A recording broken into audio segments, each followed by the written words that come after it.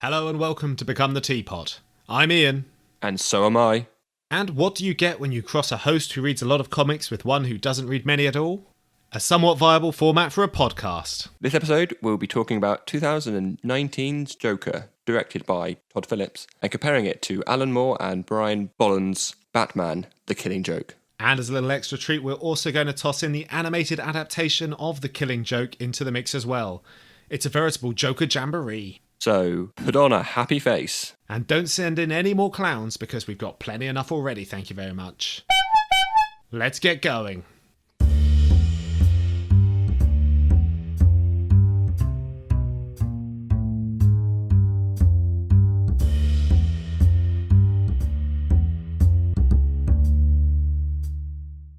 So, Joker, what are your first impressions? Well, this ain't your grandma's comic book film, is it? My grandma's dead. Oh. I don't think she watched many comic book films anyway. I think she died a long time ago, probably before the big, comic book resurgence in the cinema. That's probably what did it. It was the shock. Well, I mean, considering that Arthur's mum calls him happy, it's not really a happy film, is it? No, well observed. Yeah. It's not a very happy film at all. I mean, overall, I like it. It's just, you come away from it feeling a bit like you've just watched an episode of Black Mirror. Mm. You feel a bit hollow. Yeah, it's sort of a melancholy feeling. It's not an uplifting film. No, definitely not. I mean, I've only seen this once before. Same. Which was in the theatre, and then watched it again the other day. It still holds up. It's only a few years old. But I think watching it the second time, you start to pick up on a lot more than you did the first time. Like what? Like, you do see Arthur's health in a different way the second time you see it. There's sort of a fan theory out there that Arthur's thought up this whole film, so the whole film could be in his mind. Yes, because of that end scene in the psychiatric ward. Yeah, so let's say that the whole film's not in his mind, but a lot of it is. You see a lot of the created illusions that you may not have picked up first viewing. Like, for example, when he's talking to his therapist right at the start of the film, the clock says 11:10. Right. And then when it sort of does a flashback to him in hospital, in the white room, the clock is exact same time. Okay. So you kind of think, well, is it a flashback or is it the fact that he's putting himself in there in his little created world? Yeah, it could be. The one element we know is fictional in the film is obviously his relationship with Zazie Beetz' character. Yeah. And the film goes to great pains to show that and makes it very obvious that was an illusion. So I find it strange that it would so strongly explain that part and say this is definitely illusion, but then leave others open to interpretation. Yeah. It seems like a strange choice. Yeah, even when you find out that that's not real at all, really just to hammer it home, they do the Fight Club style flashbacks. Yeah, it was pretty obvious watching the film, even the first time around, that it was not a real relationship, that he was imagining this. Yeah. And then the film treats it like a big reveal, and I can only imagine that was for very stupid people. They were sitting there going, but he loves her.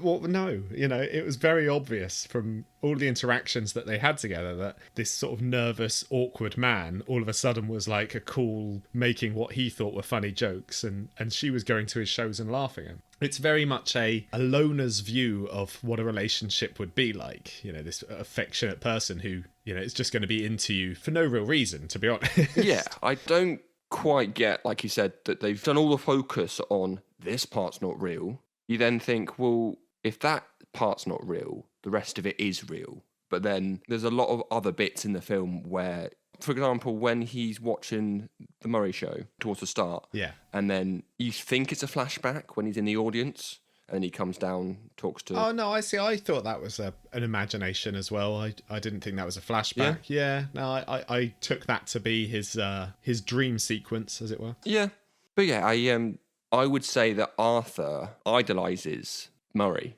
as a father figure. And I've realised throughout the whole sort of film that fathers play quite a big role. Yeah, that's true. Yeah, I mean, not just him. I mean, he had an abusive stepfather, that we find out towards the end. Actually, his real father's unknown. There's that whole sort of subplot about Thomas Wayne is his father. And even Sophie's daughter, her father isn't there either. Yeah. So I think that really goes into the unsurety about where all these sort of father figures have gone. Yeah, no, that's true. I mean, it's something we talked about in our Batman Begins episode is the prevalence of father figures, particularly to orphaned characters or abandoned characters. So yeah, it is a common theme. It doesn't do much with that though. You know, it's there. There are references to fathers throughout, but it doesn't seem to actually have much to say with that regard. And to be honest, that's true, I would say, of most of the things in this film. You know, I saw this once before at the cinema, and I remember liking it a lot at the time, but on rewatching it, I'm not entirely sure why I liked it quite so much. It's a really strange film. Yeah. Not entirely without merit, but I think it uses the performances, particularly Joaquin Phoenix's central performance, to mask the fact that it doesn't actually have much to say. Yeah. So when we talked about The Dark Knight, we mentioned that it drew heavily on the film Heat. Mm-hmm. And this film is ostensibly, it's a supervillain origin story, but it draws heavy inspiration from Taxi Driver and King of Comedy, two films starring Robert De Niro. I think they intentionally cast him in that role for that reason. Yeah. But whereas The Dark Knight built a crime drama around the characters of Batman and Joker, this seems like a drama with a very thin veneer of Joker pasted over the top of it. You know, if you remove some face paint and the odd one line here or there, it just becomes a fairly run-of-the-mill melodrama. Yeah. You could remove half a dozen lines and this would not be a Joker film. It would just be a King of Comedy knockoff. Yeah, I mean, I've not seen The King of Comedy, but I do get the references that they are clearly almost hammering it home. I know I've already used that phrase already, but people say an homage, but it's almost like more. Like, yeah, if you take away the title, change a couple of names, you would potentially think this is a Scorsese film. Yeah, exactly. Whereas, obviously, The Dark Knight has a large inspiration from the film Heat, but you would have to drastically change that film to remove the aspects of Joker and Batman. They run throughout it. Yeah. You know? That is a superhero film with an inspiration that comes from a different genre, whereas this is a different genre film with a very thin supervillain origin pasted onto it, I find. That said, annoyingly, the bits where they try and introduce more of the Bat Law are actually some of my least favourite parts about it. You know, the Batman-Joker dynamic, you know, whenever they introduce that as a pre-existing thing to them being Batman and Joker, I just find it far less interesting than the relationship between those two characters as their true selves, as it were, you know, in their alter egos. I think whenever you try and draw pre-existing connections between the two characters, it actually diminishes their relationship rather than enhances it. Yeah. And what was the point of seeing the Waynes gunned down yet again? I wondered how long it would take for that to come in. To be fair, I'm glad it did show that, because I forgot how his parents died. Yeah, it's rarely mentioned. To be honest, I was thinking, well, why is Batman doing this? Both his parents are alive and well. Oh, of course, that's it. I thought they were fine, but no, they're dead still. And then tying it into Joker's origin, making its reaction to something that he's done, I think it's wholly unnecessary. And as I say, actually, that the areas where they've tried to put some superhero aspects into this fairly standard drama story, I think are the bits that work the least well. That said, to me, the film is at its best during the third act. Yeah. I think when he becomes the Joker, you know, the interview with Robert De Niro in particular, the constantly ramping tension during that scene. Yeah. It's really well done. But the problem is there is 2 hours of maudlin, navel-gazing, sad sack Arthur that just become a little bit tiresome for me. I'm watching it just thinking, get to the fucking point. You know, become Joker already, would you? That character, that super camp Joker he gets at the end, that's the one I wanted to see more of. And I think it would have been a better film if we had got there earlier. You know, say the first half, we had got to that. And the second half had been more, not necessarily traditional, but certainly more emphasis on the supervillain personality. Yeah, I do like how he transforms into the Joker. I mean, Arthur, as you said, for a lot of the film, he's down on his luck, he's mentally ill, has to take care of his mum, got a really crappy job. Which is, yeah, I mean, it's good to build the character and then if you have him transform. But it might happen a little bit too late. You build the character, and then what it does is it reinforces that. Okay, right, we've got the idea now. This is a sad loser. He's pathetic. I get it. He's got mental illness. Yeah, awful things to happen. He's neglected by society. Okay, right.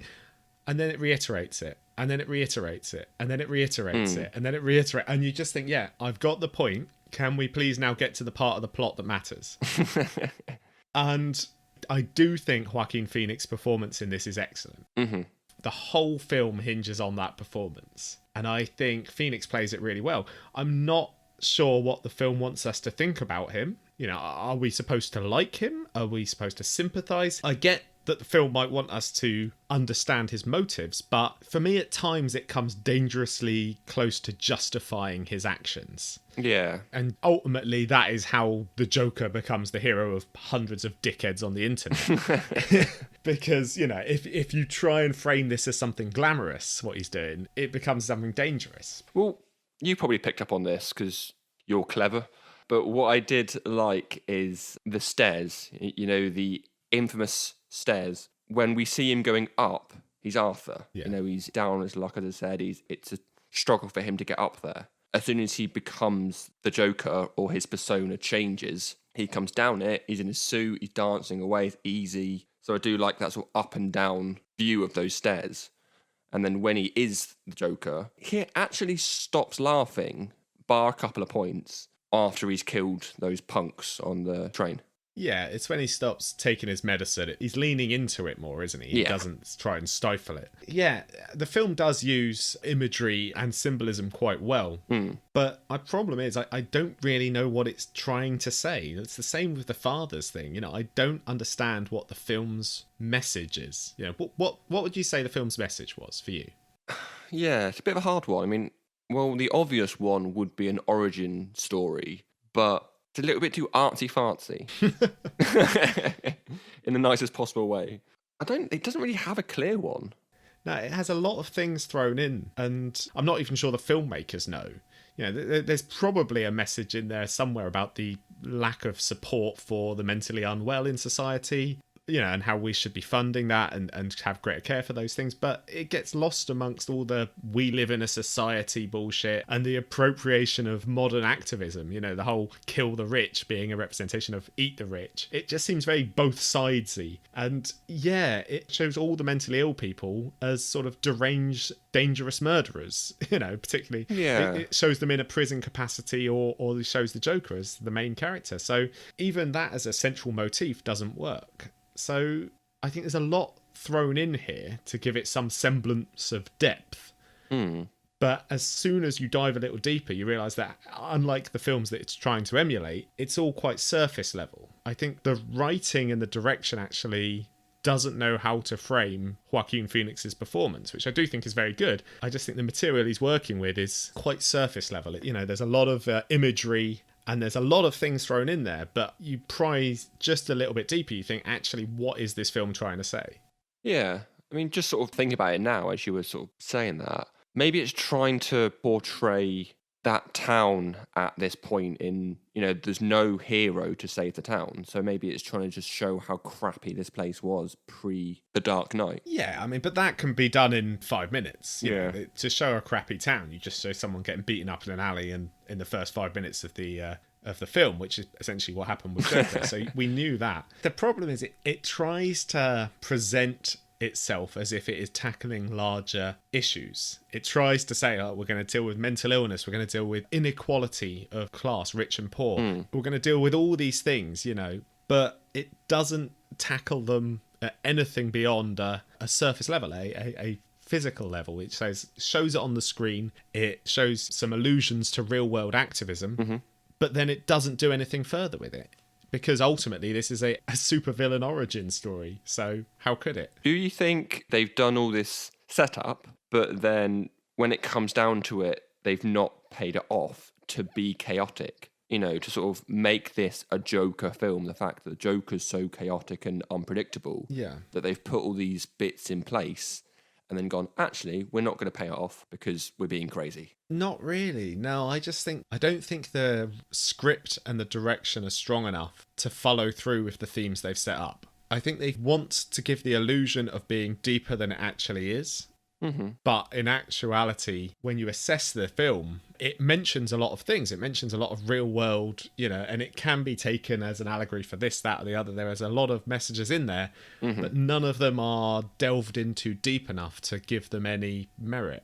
So they're all just tossed in there and then forgotten about. Even the ones that are more present throughout, class inequality and wealth distribution.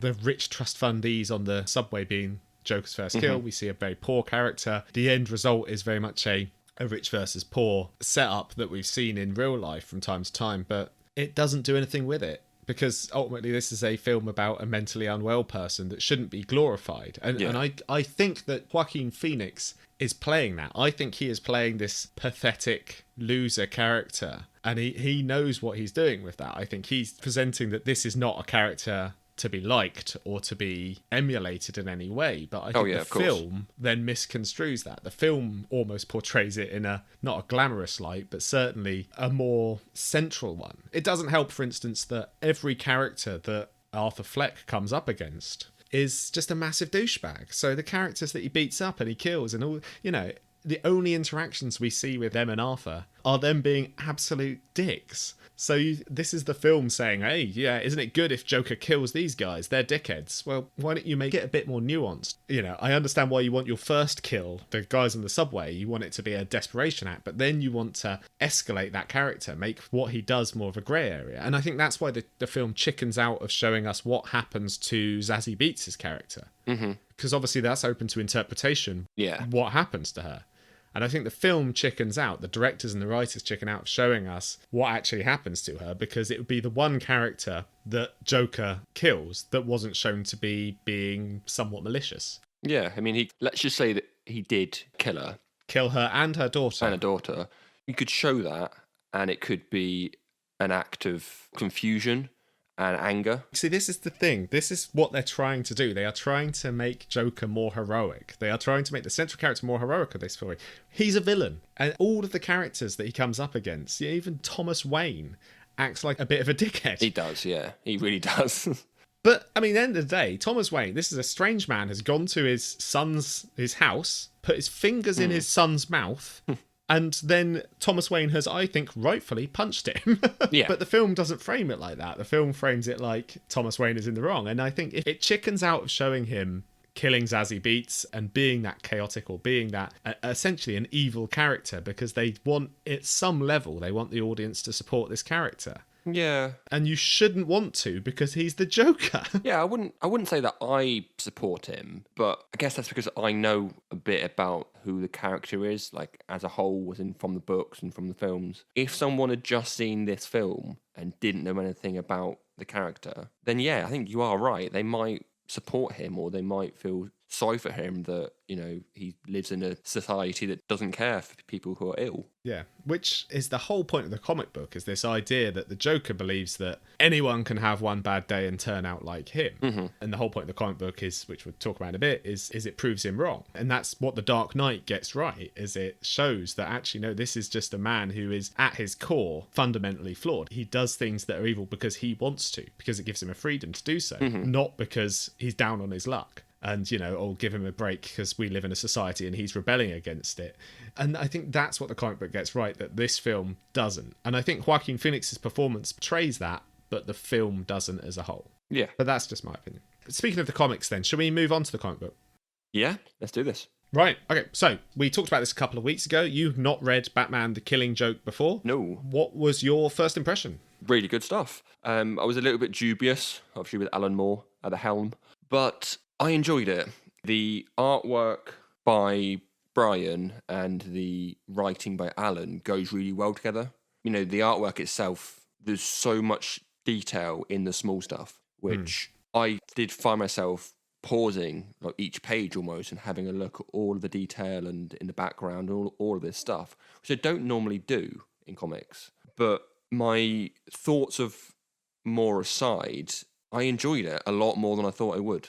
Okay, that's interesting. Because you, in the past, have not been a massive fan of Alan Moore's work. Yeah. We've read so far V for Vendetta and The League of Extraordinary Gentlemen. And you did say you enjoyed The League of Extraordinary Gentlemen, but it took you a while to get into it. Yeah. But V for Vendetta you completely bounced off of. Yeah. So this you prefer, though? I do, yeah. I think it could be something to do the fact that I know who these characters are. So I didn't have to get used to the characters or get used to the costumes or that kind of thing.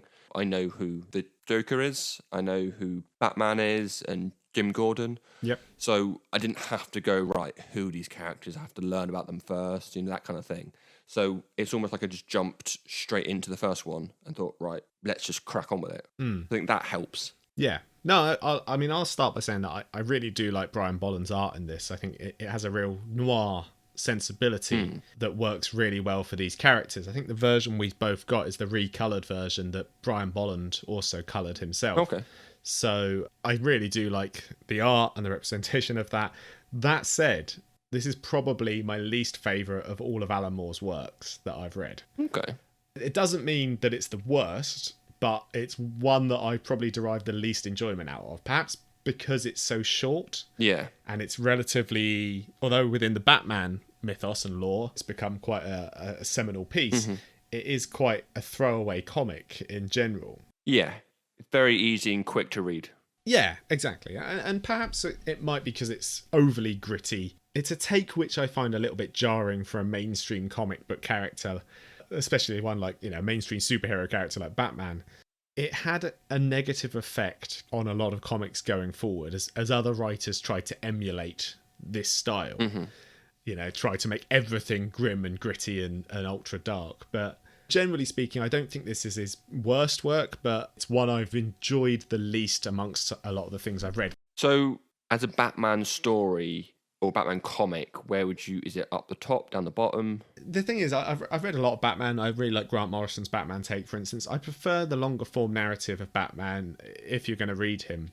I think ultimately it's quite an interesting take on Joker, especially. Batman is much more a secondary character, and obviously it's a lot more about Gordon as well. But I find what it did that is not actually this comic book's fault, it's what followed, is that, as I say, a lot of writers tried to emulate this style, and for a lot of the 90s, a lot of comics just became ultra grim, dark, rape, assault, attack, violence and grittiness for the sake of grittiness. It's okay for independent comic books or certain characters to be like that, but mainstream superhero comics should not all be the same. This is something that Zack Snyder never understood, was that Superman does not need to be grim and gritty. Yeah. He should be Grant Morrison's all-star Superman. He shouldn't be breaking people's necks. In fact, actually, I've got Alan Moore feels similarly to me. Okay. And I've got a quote here from him, Alan Moore's quote corner, as I always seem to do for his works.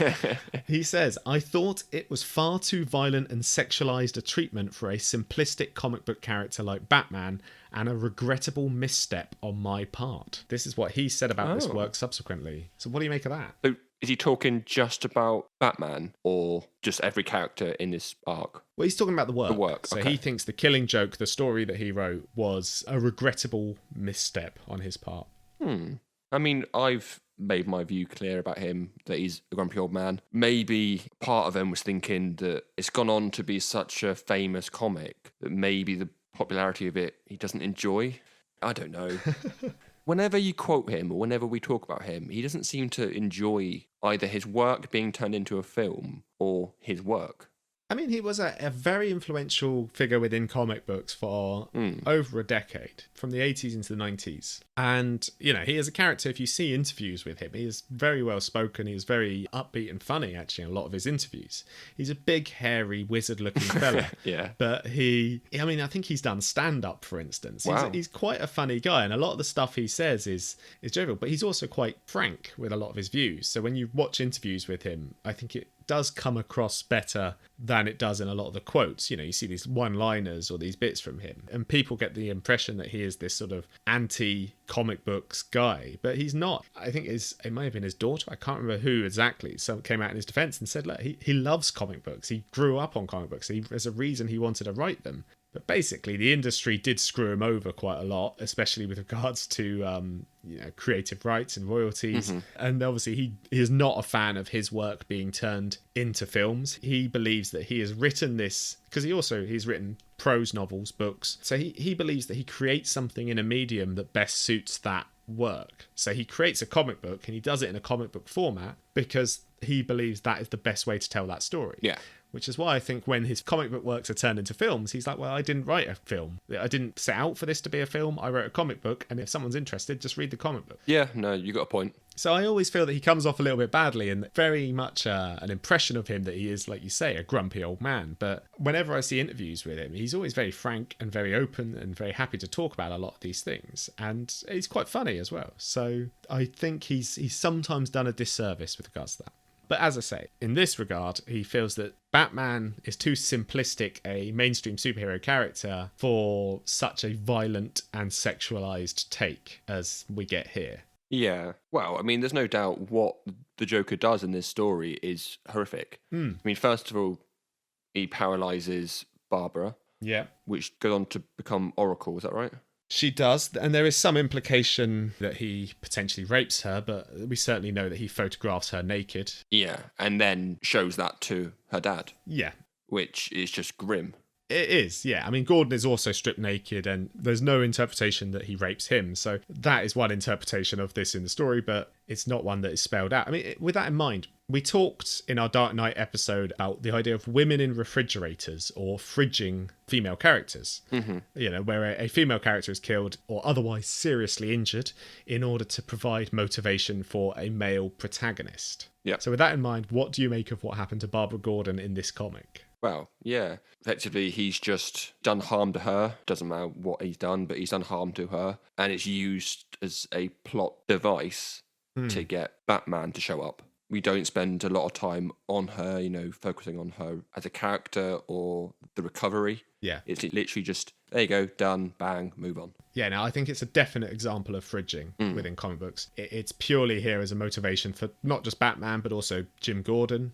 And I do think that some great stories have come out of it. It's actually cropped up again recently because of, I think this month is Disability Awareness Month or Disability Pride Month. And recently, well, I say recently, within the last 10 years, Barbara has regained the ability to walk and has gone back to being Batgirl. And there's been a lot of backlash about that because Oracle, for me, was actually one of the rare, excellent examples of a disabled character within comic books. The method that we get there, I think, is a misstep, but I think the stories that have spun from that have been really interesting. And actually going back to her being just another bat-themed superhero is a bit regrettable. But yeah, it certainly is an example of fridging, in my opinion, which I think is something you see a lot more after this, especially. And that's another thing to do with people emulating this style of comic book. So does that explain what happened to Mr. Freeze's wife? Brilliant. Okay, yeah. Literally fridged. No. I'm taking a piss. Let's go on to something else then. So this wasn't originally planned to be a canon Batman story, okay? All right. So this was meant to be a standalone, separate thing. But after it was a massive success and everyone liked it, it was really critically acclaimed, it got folded in with Batman canon. Yep. So it became a canon storyline, which is why it followed on with Barbara's storyline, which is why I think we can give it a little bit of a pass with that regard because it was never meant to have a lasting impact on the Batman lore. As such, the ending of this comic book is deliberately ambiguous. Yep. As mentioned, in fact, by Brian Bolland's afterword in the version that I've got, I think the version that you've got there, Brian Bolland does an afterword in the book. He mentions this. He doesn't allude to what the actual ending is about, but what is your interpretation of the comic book ending? Right, so something that I actually should have said earlier on is that I've watched the Killing Joke cartoon film, so I already knew the storyline from that. My takeaway from the book is that I don't know. I can't make up my mind. I kind of go, well, yeah, he did kill him, and think about it and go, well, actually, no, he didn't. And I'm like, yeah, but he could have. Yeah, but he can't have. Like, it's one of those things I can't decide. If someone came out and said the answer is no, I'd be like, okay, fair enough. If they came out and said the answer is yes, again, I'd be like, okay, fair enough. Like, I'm not leaning one way or the other heavily. Yeah. How about you? Well, I think because this got folded in with Batman lore, the official answer is no, Batman doesn't kill Joker. But does he kill this version of the Joker? Well, that's it. Personally, I do think the intent for this comic book was that Batman finally kills the Joker. You know, it's a recurring theme from the beginning of this comic book right to the end that Batman is convinced that through their feud, that's how it's going to end. One of them will kill the other. And he is making efforts throughout this comic book to avoid that outcome. He offers Joker a chance at redemption towards the end, and Joker rebuffs him. Yeah. So that is his last chance. He knows after that there is no redemption for the Joker. There's no rehabilitation. And so the last images of this comic we get are the two of them laughing. Batman reaches out, puts his hands on Joker, we pan up, and the laughter stops. Yeah. That is the last images we get of this thing, and I think the full intent of that is that Batman has finally made the difficult decision of realising that Joker is not going to stop and he's not going to be rehabilitated, so he has to do what he sees as the only outcome in this story. So yeah, no, I think the intent was that Batman kills Joker, but obviously as this became a canon Batman story afterwards, that changed. Yeah, well, the last panel is obviously they both laugh. You've got the ha-ha from Joker, the he-he from Batman, and the ha-ha fades out first. Yeah. So I guess the idea of it is, why did the Joker stop laughing? And you go, well, there's only one clear reason for that. He's dead. He's and gone. that obviously comes back to the title of the book, The Killing Joke. This is a joke, not just a play on words, a joke that kills. Well, that killed. But literally, he tells Batman a joke, and that is the killing joke, the joke that Batman finally kills to. So everything works back into the title of that as well. And like you said, actually, with The Killing Joke, the animated film, it doesn't work nearly as well because obviously it's a voice cast and you don't have that same changing of voices and patterns, and you would have an audible death sound, obviously, which they don't include. They don't include the death sound, but you do, obviously you hear the laughter fade away. But because it fades out as opposed to gurgles out or ends very abruptly, I think it's less ambiguous in the film. It just sort of ends on an audible level. Well, yeah, and, I mean, on that note, actually, should we move on to Batman the Killing Joke, the animated film? Yeah. Well, I actually gave you a little task this week to watch it. Yeah, because you've seen it before. I was going to rewatch it, but I didn't. But yeah, I came away from that film the first time I saw it, and I would say, yes, he killed him. Oh, really? Okay. Where I think the book is more ambiguous. See, I thought the opposite. I thought the book is quite ambiguous, whereas I thought the film just sort of ended abruptly. I thought there was less ambiguity in the film because of the treatment of it. I just thought it ended on a note that they were both alive and they were both laughing. But obviously, I had read the comic recently and I've read it many times before.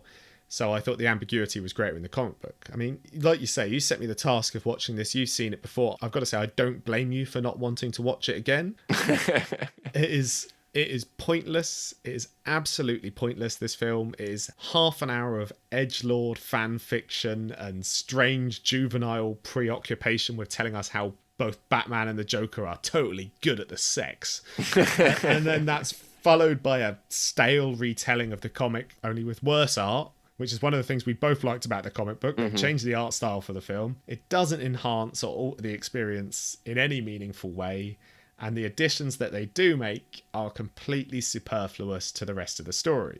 It adds nothing. It makes all of the characters involved look bad, particularly Barbara Gordon, who it somehow manages to degrade more than the original comic book. Yep. If that was possible. And it takes everything that I disliked about the comic book, and in fact that Alan Moore disliked about the comic book, and ramps it up to 11. Without capturing any of that noir charm of Brian Bolland's art or the original in general. If you are interested in The Killing Joke, I have no idea why you would watch this film and not just read the comic book, because the comic book takes less than half an hour to read. Absolutely pointless. Well, when this film came out, or when I saw it, I didn't have someone like you to tell me to read a comic book every 2 weeks.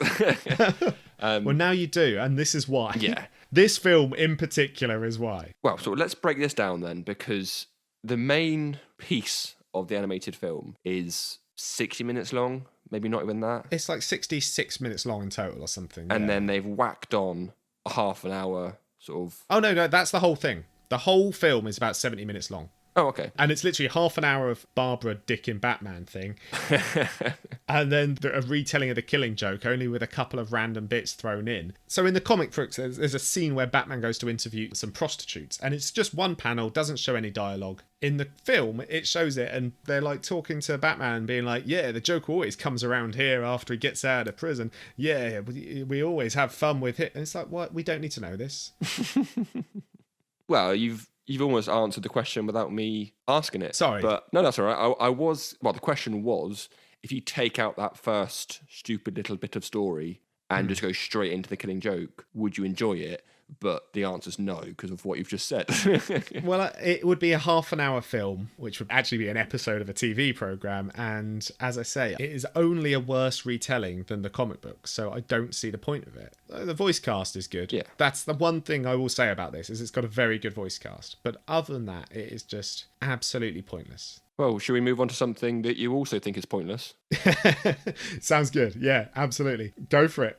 Iain's egg hunt. Iain's egg hunt. Iain's egg hunt.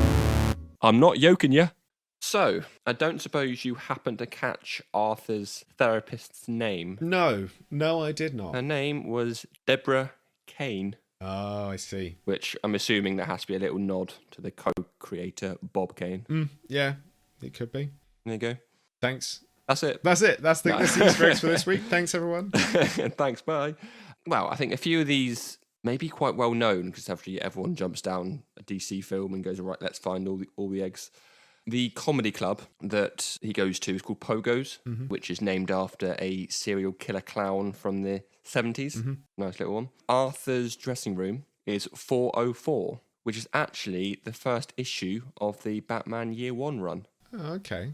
The font that's used for the Live with Murray Franklin show is the same font as Batman the Animated Series. Oh, really? Okay. That's good. I didn't know that. And I'll finish my account with something that's actually at the end of the film. Yeah. When Arthur has transformed into the Joker and he's stood on top of the police car, in the background you can see a sign that says Ace in the Hole. This could be a reference to literally those exact same words that Heath Ledger's Joker says to Batman after he's been caught in the Dark Knight. Okay. As he's sort of hanging upside down. He's like, what you need is an ace in the hole. Right, yeah, it's when he's talking about Dent, isn't it? Oh, yeah. Maybe it's I have to look into that. See if it's a line from the comic or it's just a card reference, as is the Joker. Well, yeah. This being a DC film, there's so many more in there, but those ones I liked personally, so I thought I'd chuck them in. No, they were very nice. Thank you for the eggs.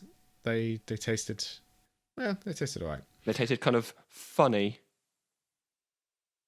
Let's move on to the conclusion, shall we? Okay. So, let's start with the film. Ultimately, what were your thoughts on the film? I weirdly think I liked it the first time I saw it more than the second time. I think you're probably of the same view with what you've said so far. Definitely, yeah. I think this works really well as a stand-alone film, which I think it was intended to be. Yeah. But, Hollywood, Joker 2. Well, if it makes $1 billion, they've got to, haven't they, really? They don't have to. All those edgelords flocking to the cinema, they've got to milk them for as much as they can. What they could do is like a X-Men Origins kind of like thing where they do the Joker's history and then Mr. Freeze's history and then Penguin's history. Yeah, it worked out really well for X-Men Origins, didn't it? Yeah.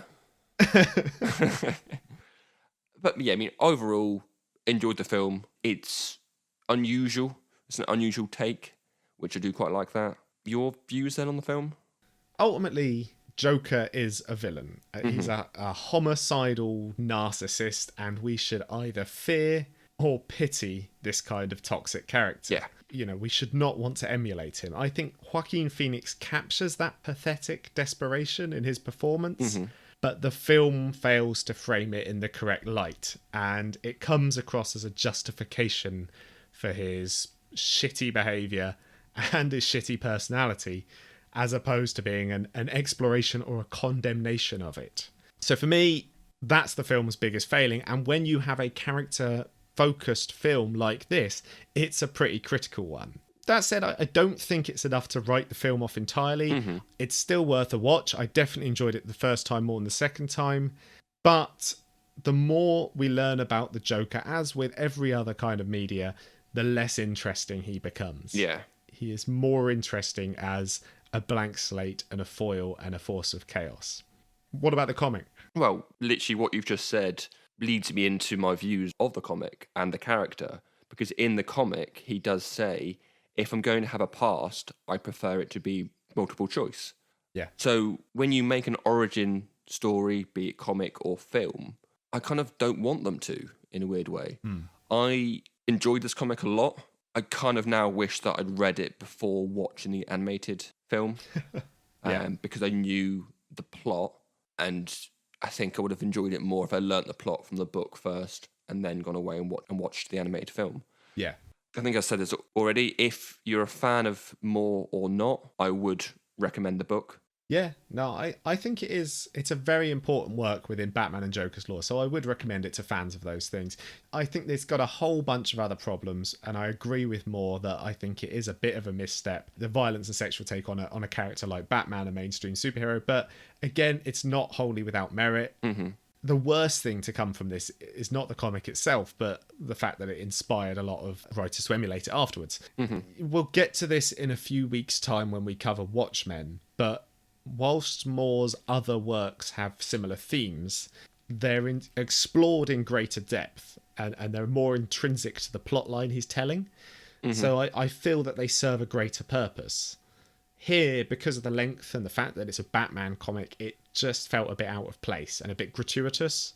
But I enjoy a heavy helping of noir in my comics, so I still enjoy the comic book, but I think it works better as a standalone than as a part of the whole DC universe. And like you said, actually, Joker with his if he prefers to have a history, he prefers it to be multiple choice. That's something that was in The Dark Knight, where he tells the story of his scars, and he tells a different story each time. In many ways, even though that film doesn't have the Joker's origin, it is a better adaptation of The Killing Joke than Joker, which is telling the Joker's origin. Yeah. And in fact, in many ways, The Dark Knight is a better recapturing of the Joker's origin than The Killing Joke, the animated film, because that was shit. And what's Kate's opinion? The last couple of weeks you've had Kate's opinion on things. What's Kate's opinion this time? Kate's quick opinion is it's a good film, but his body is uncomfortable to look at. Okay. Fair enough. Yeah, no, that's probably fair. So I have got a quick question for you before we move on. Who would you say is your favourite Joker? I asked you the two-faced question. So obviously this episode, you've got to choose from Caesar Romero, a guy who refused to shave off his tash, Jack Nicholson, from obviously the 80s films, Heath Ledger, Jared Leto, Joaquin Phoenix from this, or also Mark Hamill from a lot of the animated stuff. Yeah, no, I think I would probably go with Mark Hamill. For live action, it's definitely Heath Ledger. But no, I think for a comic accurate Joker, I would say probably Mark Hamill, just for, obviously he's been in TV shows and things, so he's had a greater career as that character rather than a lot of the standalones we get. But yeah, I'd go with Mark Hamill. And after that, live action would be Heath Ledger. What about you? Yeah, I mean, I'd probably say the same. I think Jack Nicholson, a sort of special place in my heart, really, because that was the first one that I saw. I like he is a little bit crazy, but also a little bit serious, and he's got a good blend. But then Heath Ledger, fantastic. And yeah, as you said, Mark Hamill, he's just got that voice. As soon as you hear it, you're like, yeah, that's the Joker. Yeah, definitely. Okay, well, I mean, have you got any other business for this episode, or? Well, one more question for you. Okay. Hey Ian, what have you been up to lately? Okay, we're doing that, are we? Okay, great. So our new segment. Have you got this is going to become a semi-regular segment, right? So have you got a jingle for it? Hey Ian, what have you been up to lately? Nailed it. Great stuff. Okay. Well, thanks for asking, Ian. I've been up to many things. What is it you want to know about first? Do you want to know about comic books or films I've seen? The dealer's choice. Okay. We're primarily a comic book based show, so let's start with comic books. I have just started reading the King in Black crossover event on Marvel Unlimited, which is all about Venom and Null, the symbiote god. I'm not that far in, and so far it's not exactly grabbed me, I'll be honest. I'll keep reading it and let you know the next time we do this, but I'm only a couple of issues in to the crossover event, and yeah, it's fine. So is that a current run, or? Yeah, it is. Yeah, so this is the most recent crossover event. So I've just started reading that on, as I say, on Unlimited. So I'm about 3 months behind, plus whatever else, because I've only just started it. So more importantly, though, I've read a couple of other comic books this time. I've read The Art of Charlie Chan Hock Chai, which is a graphic novel by Sunny Liu. It's sort of one part history of the 20th century Singapore and one part study on the changing styles of comic books themselves. It's told through the biography of a fictional comic book artist. It's very meta, and honestly, it was absolutely amazing piece of work. So no, really enjoyed that. And I've also read a double bill of Jacques Tardy's work about World War One. It was the War of the Trenches and God Damn This War. Excellent, very evocative collection of stories about World War One, told from the various perspectives of soldiers on the front lines. Very depressing, not a jolly read at all, but very good. I liked it so much, I've just ordered Jacques Tardy's Streets of Paris, Streets of Murder box set as well, which is sort of his noir crime stories for when I'm done. So yeah, very good. That's the comics that I've been reading. I'm listening to June currently, an audiobook. I've read about half of the book before, and I'm just about caught up to that now. I didn't finish it for whatever reason, so I thought finally, in preparation for the film coming out later this year, I would go back and listen to Dune, or Dune for our American listeners. Dune. Dune. I'm enjoying it a lot so far. The version I'm listening to on Audible has very good production values. And then what else have I been up to lately? Film. I went to the cinema. I'm trying to go to the cinema a lot more now because they're back open. I like to support them. So this week I went to see Fast and Furious 9. Have a good time? It's the first film I've seen in the franchise in the cinema, and it was hilarious. I'm not sure. I mean, not the attempts at comedy, obviously. They were terrible. But I was laughing throughout the action scenes. So... There's a fundamental lack of understanding with those films about what makes action films work, or films in general for that matter, what makes them work, or for that matter, physics, magnets, human interactions. It doesn't really get any of it right. But ironically, in a podcast where we talk about superhero films a lot, everyone is a superhero in Fast and Furious 9, and as such there is no jeopardy, no consequences. It's all high octane action that has absolutely no heft to it. It's definitely not a good film, but I laughed more throughout than I have at a lot of comedies I've watched. So there is that. I do like them, actually. I've not seen 9 yet, or Hobbs and Shaw. I can't remember which one it is. Maybe 3, maybe 4, I don't know. But it went from like a drag race kind of film to let's go save the world. And I don't quite understand what happened or when it happened, but... I'm assuming, as with a lot of Hollywood films, they had a script kicking about that was for something completely different, and they thought, we can just repurpose this into a Fast and Furious film. I hope that's true. It usually is. But hey, Iain, what have you been up to lately? Oh, thanks for asking, Iain. This week, I have been reading yet more comics, not for the podcast. What? What are you learning and growing? This week ties in very nicely with the topic of conversation. Okay. I read Jeff Johns' 3 Jokers. Oh, okay. Yeah, because I know you had this. I know you owned it. So, well, how was it? Really good, actually.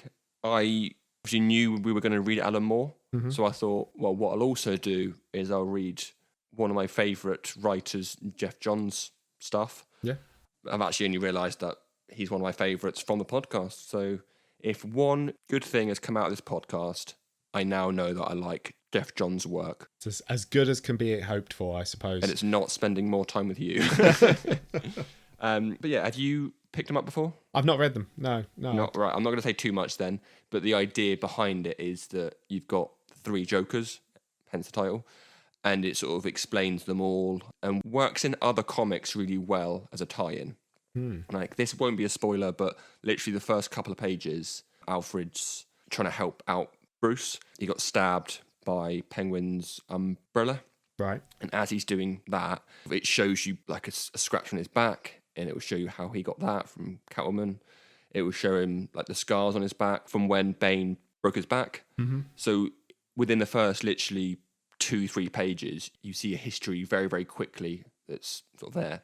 Also does make reference to the Killing Joke, which worked very nicely. So yeah, it's something that I read the first one, and then when I put it down and then came back to the second one, I literally picked up 3 straight away. So it's something that I literally read in one go. Which did you prefer, the Killing Joke or 3 Jokers?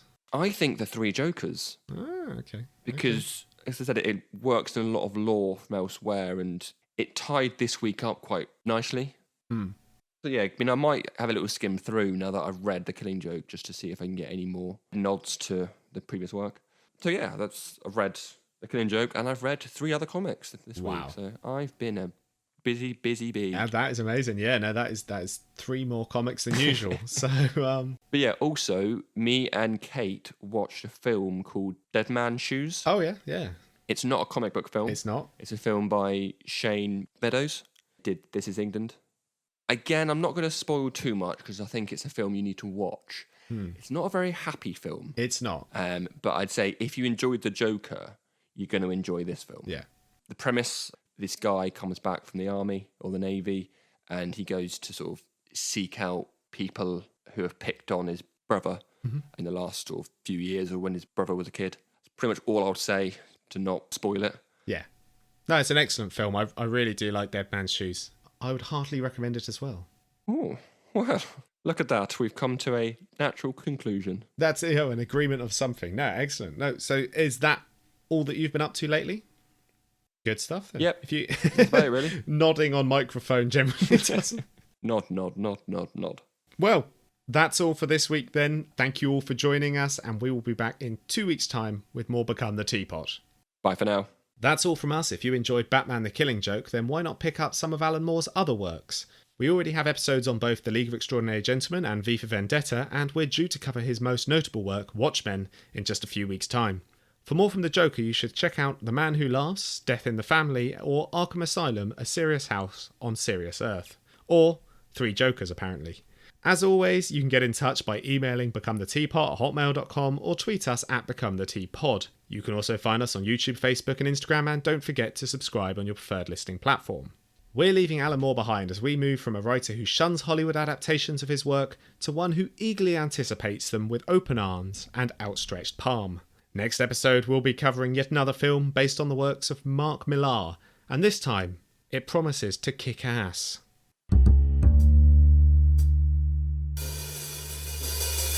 Oh, a joke that I forgot to put in. I should have said, send Iain the clowns. I'm glad we didn't miss that. That'll do.